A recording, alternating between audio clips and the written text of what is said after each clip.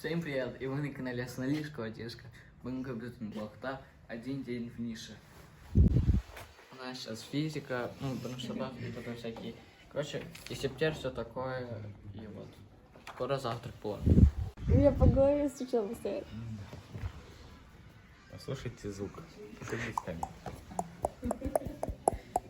Показатель, что умрет, в голове пусто. Всем еще раз привет. Мы опаздываем на урок, потому что видимо, короче, репетиция была, потому что скоро была танцы. Имел Хасан, я крутаюсь, а пожалуйста, мест и иду биология. Сейчас он будет рассказывать про английский, да, возьмем проекта. Я нарисовала за 2 секунды. Да. Ну, а лучше надо, я, короче, все вопросы. У нас сейчас биология.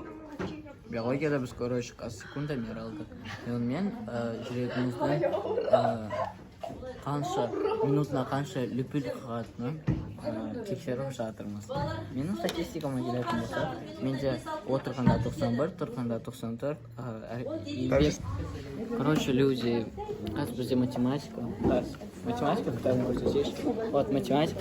Короче, біз жаңа подготовкада болдық, дайындықта, и танисты қайталады.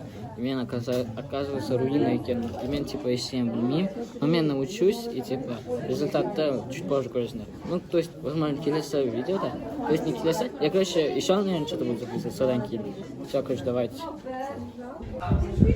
Короче, готовимся к выступлению. Нам кто-то сюда мы стоять не ставим фильма, словения или что-то такое. И, короче, подготовились бегать, теперь будем танцевать.